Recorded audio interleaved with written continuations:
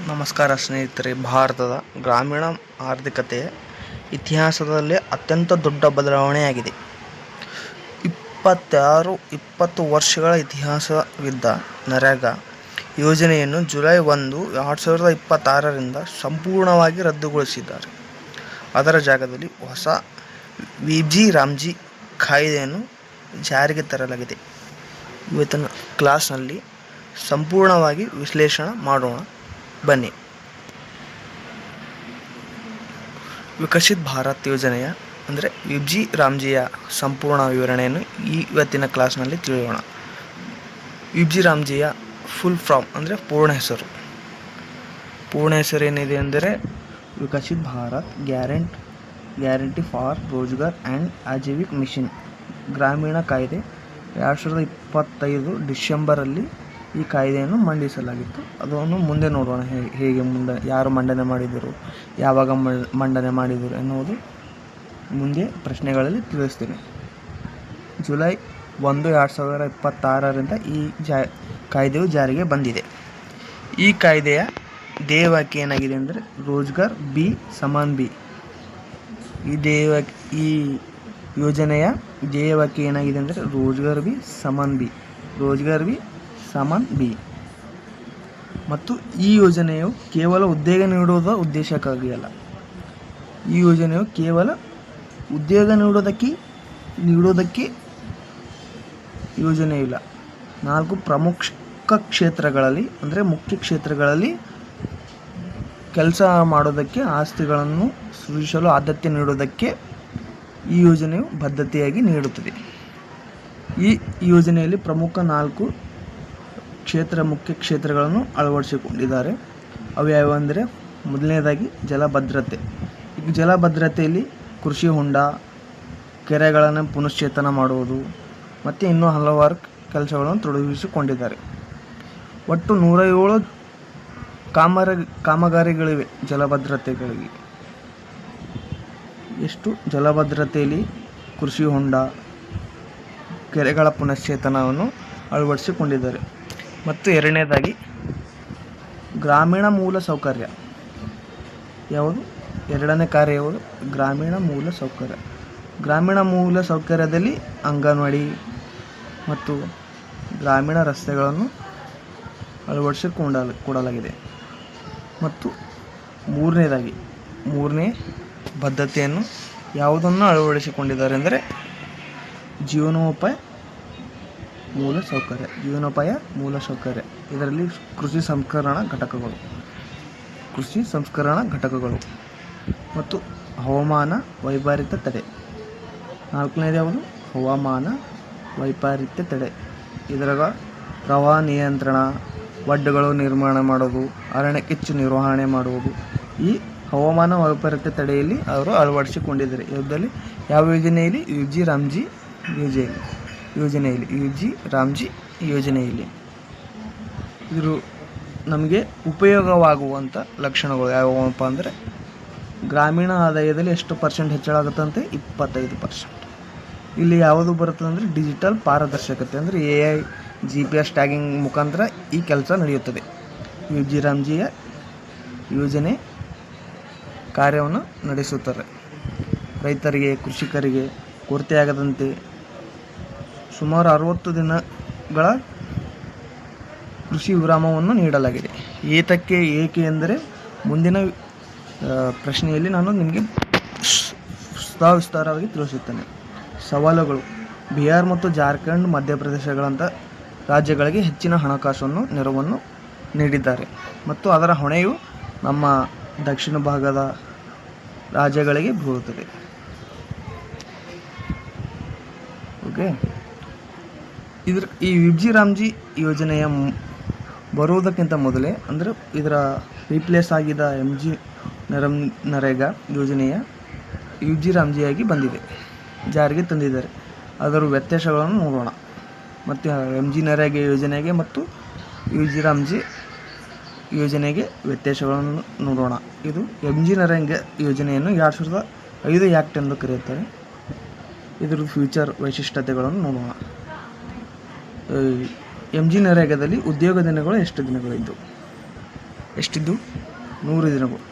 ಈಗ ಅಪ್ಡೇಟ್ ಆದಂಥ ವಿಬ್ಜಿ ರಾಮ್ಜಿ ಯೋಜನೆಯಲ್ಲಿ 2026ರಿಂದ 125 ದಿನಗಳು.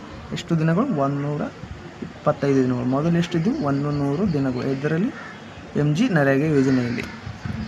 ಮತ್ತು ಇದರ ಹಣಕಾಸು ಮಾದರಿ ಅಂದರೆ ಈ ಯೋಜನೆಗೆ ಹಣಕಾಸು ಎಲ್ಲಿಂದ ಬರುವುದಂದರೆ ಕೇಂದ್ರ ಸರ್ಕಾರ ವೇತನದಿಂದ ಭರಿಸುತ್ತಿತ್ತು. ಮೊದಲು 100% ಕೇಂದ್ರ ಸರ್ಕಾರನೇ ನೀಡ್ತಿತ್ತು. ಆದರೆ ಈಗ ಹಾಗಿಲ್ಲ. 60% ವಿಬ್ಜಿ ರಾಮ್ಜಿ ಯೋಜನೆಯಲ್ಲಿ 60% ಕೇಂದ್ರ ಸರ್ಕಾರ ನೀಡುತ್ತೆ, 40% ರಾಜ್ಯ ಸರ್ಕಾರ ನೀಡುವುದಕ್ಕೆ ಹೇಳಿದ್ವಿ. ಕನಿಷ್ಠ ಇದು ಕೃಷಿ ವಿರಾಮ ಇರುವುದಿಲ್ಲ. ಅಂದರೆ MG ನರೇಗಾ ಯೋಜನೆಯನ್ನು ನಾವು 365 ದಿನ ಯಾವಾಗ ಬೇಕಾದರೂ ಅವಾಗ ಹೋಗಿ ಫಾರ್ಮನ್ನು ತುಂಬಿಕೊಟ್ಟಿದ್ರೆ ಅವರು MG ನರೇಗಾ ಯೋಜನೆ ಅಡಿಯಲ್ಲಿ ನಮ್ಗೆ ಕೆಲಸ ಕೊಡ್ತಾಯಿದ್ದರು. ಆದರೆ ಈ ವಿಬ್ಜಿ ರಾಮ್ಜಿ ಯೋಜನೆಯಲ್ಲಿ 60 ದಿನಗಳ ಕಾಲ ಯೋಜನೆ ಸ್ಥಗಿತಕ್ಕೆ ರಾಜ್ಯಗಳಿಗೆ ಅಧಿಕಾರವನ್ನು ನೀಡಿದೆ. ಏತಕ್ಕಾಗಿ ಅಂದರೆ ಕೃಷಿ ಬಿತ್ತನೆ ಸುಗ್ಗಿ ಕಾಲದ ಅನುಗುಣವಾಗಿ ಅಂದರೆ ಮಳೆಗಾಲದಲ್ಲಿ ಇದು ಅನ್ವಯವಾಗುತ್ತದೆ. ಯೋಜನೆ ಮಾದರಿ ಕೆಳಗಿನಿಂದ ಮೇಲಕ್ಕೆ, ಮೇಲಿಂದ ಕೆಳಗೆ, ಟಾಪ್ ಟು ಡೌನ್ 16ನೇ ಹಣಕಾಸು ಆಯೋಗದಂತೆ ಸೂತ್ರದಂತೆ ಈ ವಿಬ್ಜಿ ರಾಮ್ಜಿ ಯೋಜನೆಯು ಅಪ್ಡೇಟ್ ಆಗಿದೆ. ವೇತನ ವ್ಯವಸ್ಥೆ ಆಧಾರ್ ಲಿಂಕ್ ಮೊದಲು ಆಧಾರ್ ಲಿಂಕ್ ಸಾಗಣೆ ಪಾವತಿ ಕಡ್ಡಾಯವಾಗಿತ್ತು. ಈ ವಿಬ್ಜಿ ರಾಮ್ಜಿಯ ಪ್ರಶ್ನೆಗಳನ್ನು ನೋಡೋಣ. ಯಾವ ರೀತಿ ಪ್ರಶ್ನೆಗಳನ್ನು ಕೇಳುತ್ತಾರೆ, ಯಾವ ರೀತಿ ಪ್ರಶ್ನೆಗಳು ಬರುತ್ತವೆ ಎಂದು ಸ್ವಲ್ಪ ಹೋಗಿ ತಿಳಿದುಕೊಳ್ಳೋಣ. ವಿಬ್ಜಿ ರಾಮ್ಜಿಯ ಯೋಜನೆ ವಿಸ್ತರಣೆ ಬರೆಯಿರಿ.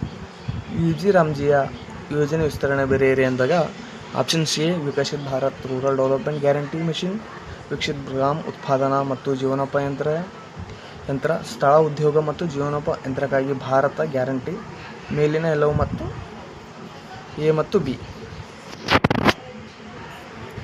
ಯಾವುದಾಗಿರ್ಬೋದು ನೀವೇ ನೋಡಿ. Viksit Bharat rural development mission ಇದನ್ನು ನೀವು ಕಮೆಂಟ್ ಮುಖಾಂತರ ತಿಳಿಸಿ.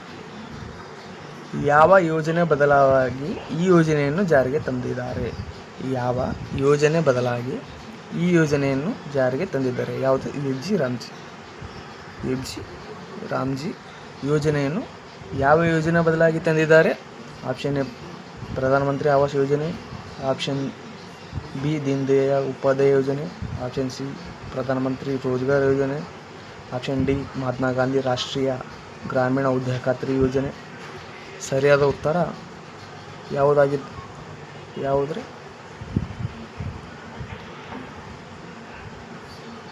ಮಹಾತ್ಮ ಗಾಂಧಿ ರಾಷ್ಟ್ರೀಯ ಗ್ರಾಮೀಣ ಉದ್ಯೋಗ ಖಾತ್ರಿ ಯೋಜನೆ. ವಿಬ್ಜಿ ರಾಮ್ಜಿಯ ಮೂರನೇ ಪ್ರಶ್ನೆ, ವಿಬ್ಜಿ ರಾಮ್ಜಿಯ ಯಾವ ದಿನಾಂಕದಂದು ಜಾರಿಗೆ ಬಂದಿದೆ? ವಿಬ್ಜಿ ರಾಮ್ಜಿ ಯೋಜನೆಯು ಯಾವ ದಿನಾಂಕದಂದು ಜಾರಿಗೆ ಬಂದಿದೆ? ಯಾವ ದಿನಾಂಕದಂದು ಬಂದಿದೆ ನೋಡೋಣ. ಎ ಜನವರಿ 1, ಬಿ ಏಪ್ರಿಲ್ 1, 2026, ಸಿ ಜುಲೈ 1, 2026 ಆಗೋದಿತ್ತು. ಜುಲೈ 1, 2026ರಂದು ಜಾರಿಗೆ ಬಂದಿದೆ. 2026 ಜುಲೈ 1ರಂದು ಜಾರಿಗೆ ಬಂದಿದೆ. ಯಾವ ಯೋಜನೆ? ವಿಬ್ಜಿ ರಾಮ್ಜಿ ಯೋಜನೆಯು 2026 ಜುಲೈ 1ರಂದು ಜಾರಿಗೆ ಬಂದಿದೆ. ಓಕೆ. 4ನೇ ಪ್ರಶ್ನೆ, ವಿಬ್ಜಿ ರಾಮ್ಜಿ ಕಾಯ್ದೆಯನ್ನು ಯಾವಾಗ ಜಾರಿಗೆ ಬಂತು? ವಿಬ್ಜಿ ರಾಮ್ಜಿ ಕಾಯ್ದೆಯು ಯಾವಾಗ ಜಾರಿಗೆ ಬಂತು? ಡಿಸೆಂಬರ್ 2024, ಜನವರಿ 2026, ಡಿಸೆಂಬರ್ 2025, ಮಾರ್ಚ್ 2026. ಆನ್ಸರ್ ಗೊತ್ತಾಗಿಲ್ವಾ? ಹೇಳ್ತೀನಿ. ಈ ಆನ್ಸರ್ 2025 ಡಿಸೆಂಬರ್. 2025 ಡಿಸೆಂಬರ್ನಲ್ಲಿ ಜಾರಿಗೆ ಬಂತು. ವಿಬ್ಜಿ ರಾಮ್ಜಿ ಕಾಯ್ದೆಯನ್ನು ಯಾವಾಗ ಜಾರಿಗೆ ಬಂತು ಅಂದರೆ 2025ರಲ್ಲಿ. ಯಾವ ಸಚಿವಾಲಯವು ಈ ಯೋಜನೆಯನ್ನು ಜಾರಿಗೆ ತಂದಿದೆ? ವಿಬ್ಜಿ ರಾಮ್ಜಿ ಯೋಜನೆಯು ಯಾವ ಸಚಿವಾಲಯ ಜಾರಿಗೆ ತಂದಿದೆ? ಯಾವುದು?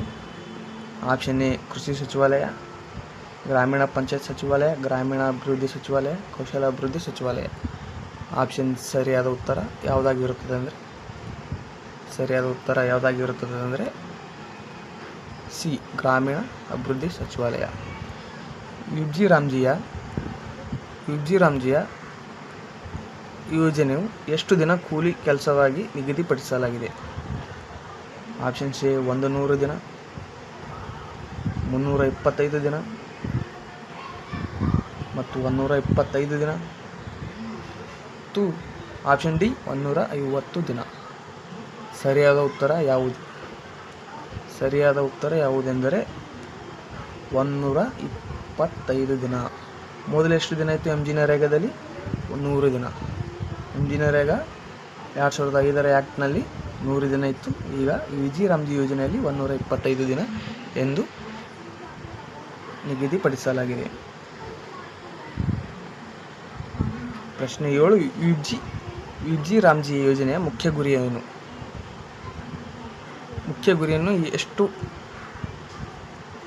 ವಿಬ್ಜಿ ರಾಮ್ಜಿ ಯೋಜನೆಯ ಮುಖ್ಯ ಗುರಿ ಏನು? ಡಿಜಿಟಲ್ ಇಂಡಿಯಾ ಮಾಡುವುದು, ಸ್ವಚ್ಛ ಭಾರತ ಮಾಡುವುದು, ವಿಕಸಿತ್ ಭಾರತ್ 2047ರವರೆಗೆ ಪೂರ್ಣಗೊಳ್ಳುವುದು, ಆತ್ಮನಿರ್ಭರ್ ಭಾರತ್ 2030ರವರೆಗೆ ಪೂರ್ಣಗೊಳ್ಳುವುದು. ಸರಿಯಾದ ಉತ್ತರ ವಿಕಸಿತ್ ಭಾರತ್ 2047ರವರೆಗೆ ವಿಬ್ಜಿ ರಾಮ್ಜಿ ಯೋಜನೆಯು ಪೂರ್ಣಗೊಳ್ಳುತ್ತದೆ. ಓಕೆ, ಮತ್ತು ನೆಕ್ಸ್ಟ್ ಕ್ವಶನ್, 8ನೇ ಪ್ರಶ್ನೆ. ವಿಬ್ಜಿ ರಾಮ್ಜಿ ಯೋಜನೆಯ ಅಂಗವಾಗಿ ಕೇಂದ್ರ ಸರ್ಕಾರ ಮತ್ತು ರಾಜ್ಯ ಸರ್ಕಾರ ಎಷ್ಟು ಅನುಪಾತದಲ್ಲಿ ಬಜೆಟ್ ನೀಡಬೇಕು? ಎಷ್ಟು ಅನುಪಾತದಲ್ಲಿ? 50:50, 50%, 50%. Option B 60%, 60%. Option C 75:25, 90:10. ಸರಿಯಾದ ಉತ್ತರ ಬಿ 60:40. ಓಕೆ, ವಿಬ್ಜಿ ರಾಮ್ಜಿಯ ಯೋಜನೆಯಲ್ಲಿ ಕನಿಷ್ಠ ಎಷ್ಟು ಕೂಲಿ ನಿಗದಿಪಡಿಸಲಾಗಿದೆ? ವಿಬ್ಜಿ ರಾಮ್ಜಿ ಯೋಜನೆಯಲ್ಲಿ ಕನಿಷ್ಠ ಎಷ್ಟು ಕೂಲಿ ನಿಗದಿಪಡಿಸಲಾಗಿದೆ ಎಂದರೆ option A 225, option B 350, option C 400, option D 300. ಸರಿಯಾದ ಉತ್ತರ ಆಪ್ಷನ್ ಡಿ 300. ಎಷ್ಟು ನಿಗದಿಪಡಿಸಲಾಗಿದೆ? 300 ರೂಪಾಯಿ. ತದನಂತರ ವಿಬ್ಜಿ ರಾಮ್ಜಿ ಯೋಜನೆಯಲ್ಲಿ ಅಡಿಯಲ್ಲಿ ಕೂಲಿ ಪಾವತಿ ಕಡ್ಡಾಯ ಮತ್ತು ಕಾನೂನು ಪ್ರಕಾರ ಎಷ್ಟು ದಿನ ಪಾವತಿಸಬೇಕು? ಎಷ್ಟು ದಿನದಲ್ಲಿ ಪಾವತಿಸಬೇಕು ನೋಡಿ. ಕೆಲಸ ಮುಗಿದ ತಕ್ಷಣ ಎಷ್ಟು ದಿನದಲ್ಲಿ ಪಾವತಿಸಬೇಕು? ವಿಬ್ಜಿ ರಾಮ್ಜಿ ಯೋಜನೆ ಅಡಿಯಲ್ಲಿ ಕೂಲಿ ಪಾವತಿ ಕಡ್ಡಾಯ ಮತ್ತು ಕಾನೂನು ಪ್ರಕಾರ ಎಷ್ಟು ದಿನದಲ್ಲಿ ಪಾವತಿಸಬೇಕು? 7 ದಿನದಲ್ಲಿ ಆಪ್ಷನ್ ಎ, ಆಪ್ಷನ್ ಬಿ 10 ದಿನದಲ್ಲಿ, ಆಪ್ಷನ್ ಸಿ 15 ದಿನದಲ್ಲಿ, ಆಪ್ಷನ್ ಡಿ 30 ದಿನದಲ್ಲಿ. ಸರಿಯಾದ ಉತ್ತರ ಯಾವುದು? ಸರಿಯಾದ ಉತ್ತರ 15 ದಿನದಲ್ಲಿ. ಎಷ್ಟು ದಿನದಲ್ಲಿ? 15 ದಿನದಲ್ಲಿ ಅವರ ಕೂಲಿಯನ್ನು ಪಾವತಿಸಬೇಕು. 10ನೇ ಪ್ರಶ್ನೆ. ವಿಬ್ಜಿ ರಾಮ್ಜಿ ಯೋಜನೆಯಲ್ಲಿ ಯಾವ ಯೋಜನಾ ಆಯೋಗವನ್ನು ಹಣವನ್ನು ಬಿಡುಗಡೆ ಮಾಡಿದೆ? ಯಾವ ಯೋಜನಾ ಆಯೋಗವು ಹಣವನ್ನು ಬಿಡುಗಡೆ ಮಾಡಿದೆ? 15ನೇ ಹಣಕಾಸು ಆಯೋಗ, 16ನೇ ಹಣಕಾಸು ಆಯೋಗ, 14ನೇ ಹಣಕಾಸು ಆಯೋಗ, ನೀತಿ ಆಯೋಗ. ಯಾವ ಆಯೋಗವು ಬಿಡುಗಡೆ ಮಾಡಿದೆ ಎಂದರೆ 16ನೇ ಹಣಕಾಸು ಆಯೋಗ. 16ನೇ ಹಣಕಾಸು ಆಯೋಗ. ಕೆಳಗಿನ ಯಾವ ವಿಷಯಕ್ಕೆ ವಿಬ್ಜಿ ರಾಮ್ಜಿ ಯೋಜನೆಯಲ್ಲಿ ಯಾವ ವಿಷಯಕ್ಕೆ ಹೆಚ್ಚು ಒತ್ತಡ ನೀಡಿದೆ? ವಿಬ್ಜಿ ರಾಮ್ಜಿ ಯೋಜನೆಯಲ್ಲಿ ಯಾವ ವಿಷಯಕ್ಕೆ ಹೆಚ್ಚು ಒತ್ತಡ ನೀಡಿದೆ ಅಂದರೆ ಒತ್ತು ನೀಡಿದೆ ಅಂದರೆ ಶಿಕ್ಷಣಕ್ಕೆ. ಶಿಕ್ಷಣಕ್ಕೆ ಆಪ್ಷನ್ ಎ ಶಿಕ್ಷಣಕ್ಕೆ, ಆಪ್ಷನ್ ಬಿ ಸೋಲಾರ್ ಪ್ಲಾಂಟ್ಗಳಿಗೆ, ರಸ್ತೆ ಕಾಮಗಾರಿಗಳಿಗೆ, ನೀರಿನ ಭದ್ರತೆ ಮತ್ತು ಹವಾಮಾನಕ್ಕೆ. ನೀರಿನ ಭದ್ರತೆ ಮತ್ತು ಹವಾಮಾನಕ್ಕೆ ಹೆಚ್ಚಿಗೆ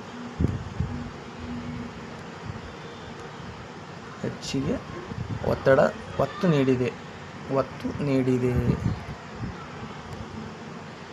ವಿಬ್ಜಿ ರಾಮ್ಜಿ ಯೋಜನೆಯ ಬಿಲ್ಲನ್ನು ಸಂಸತ್ತಿನಲ್ಲಿ ಯಾರು ಮಂಡಿಸಿದರು? ವಿಬ್ಜಿ ರಾಮ್ಜಿ ಯೋಜನೆಯ ಬಿಲ್ಲನ್ನು ಸಂಸತ್ತಿನಲ್ಲಿ ಯಾರು ಮಂಡಿಸಿದರು? Option A Narendra Modi. Option B Rajnath Singh. Option C Amit Shah. Option D Shivraj Singh Chouhan. ಸರಿಯಾದ ಉತ್ತರ ಶಿವರಾಜ್ ಸಿಂಗ್ ಚೌಹಾಣ್.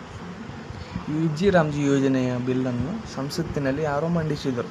ಶಿವರಾಜ್ ಸಿಂಗ್ ಚೌಹಾಣ್. ಇವರು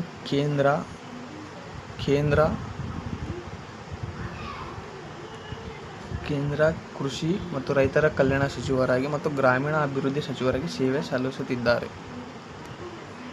ಮತ್ತು 13ನೇ ಪ್ರಶ್ನೆ, UG ರಾಮ್ಜಿ ಯೋಜನೆಯಲ್ಲಿ ಪಾರದರ್ಶಕತೆ ಖಚಿತಪಡಿಸಲು ಬಳಸುವ ತಂತ್ರಜ್ಞಾನ ಯಾವುದು? Aadhaar card option A. Option B geo tag, GPS.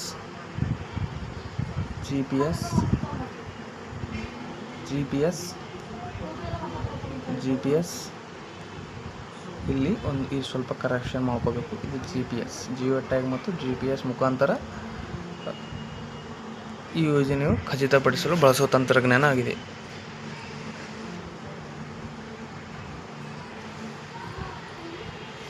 Options B correct, ಸರಿಯಾದ ಉತ್ತರ. UG ರಾಮ್ಜಿ ಯೋಜನೆಯಡಿಯಲ್ಲಿ ವೇತನವೇನಿದೆಯೋ ಎಷ್ಟು ಶೇಕಡ ರಾಜ್ಯಗಳಿಗೆ ವರ್ಗಾಯಿಸಲಾಗಿದೆ? ಎಷ್ಟು? 40%. ಎಷ್ಟು? Option A 40%, option B 60%, option C 10%, option D 30%. ಸರಿಯಾದ ಉತ್ತರ 40%. ಆಪ್ಷನ್ ಪ್ರಶ್ನೆ 15.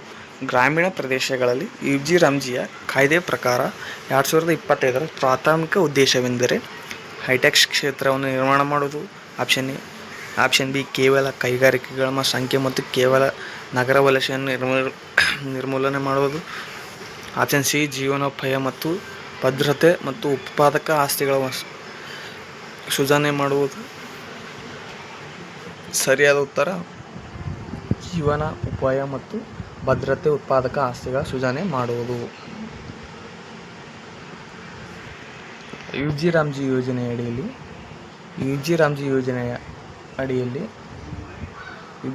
ಯೋಜನೆಯಡಿಯಲ್ಲಿ ಶಾಸನ ಸಭೆಯಿಲ್ಲದ ಕೇಂದ್ರಾಡಳಿತ ಪ್ರದೇಶಗಳಿಗೆ ಧನ ಕಾಯ್ದೆ ಅನುಪಾತ ಎಷ್ಟಿದೆ ಇರಬಹುದು?